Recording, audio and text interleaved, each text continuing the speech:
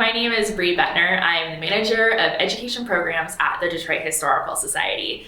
Today, I'm here to chat with you a little bit about our accessibility here at the museums.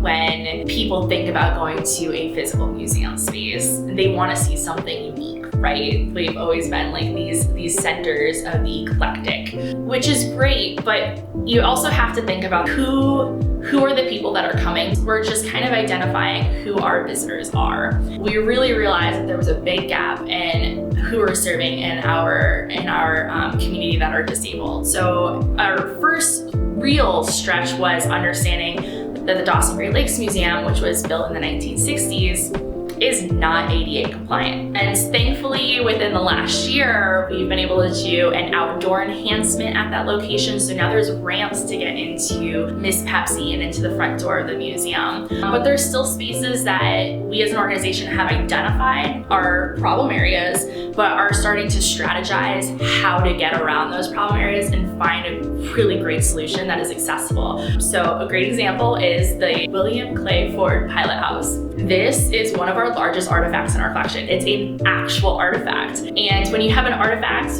in and of itself that was built in the 1950s, also not ADA compliant, how do you get that to be accessible today? We're kind of strategizing how can we get people with physical disabilities in that space.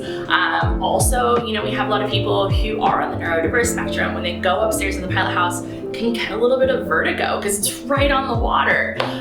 So how do we prepare guests for that experience? And that's what we're challenging ourselves as staff, and that's what we're challenging ourselves as a cultural organization in Metro Detroit, and of course a museum in the nation. How are we being more accessible moving forward, identifying our glows and grows, as we like to say, and being better so we can serve all audiences. When we really think about that, a lot of people initially think accessibility, it means physical accessibility. Is there ramps to get in? Is there elevators to get to all the floors? Which is great. Physical accessibility is definitely the first step to being as accessible as possible.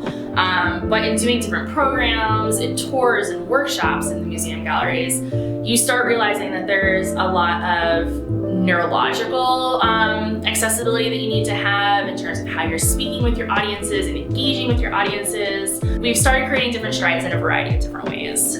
One is educating our staff. I am by no means an expert. I always say that we're students of life, and I am very much a student of life. So I connect with people in the Metro Detroit community and across the nation that are doing accessibility work. One organization in particular that we've partnered with is MACA, which is the Michigan Alliance for Cultural Accessibility. It's an organization that works directly with cultural organizations and connecting them with organizations that can help them learn more about how to become more accessible, sensory-friendly programming, or working with neurodiverse autistic students. MACA has really helped open the doors, not just for myself, but for our team here. We've recently partnered with Culture City, which is an organization that helped train the entirety of our staff is what are different neurodiverse issues, problems, and how can we be more accessible to them within our gallery spaces. So through them, we created social stories, staff were trained, we have sensory-friendly bags in the museums, and we have signage in our museums now that identify,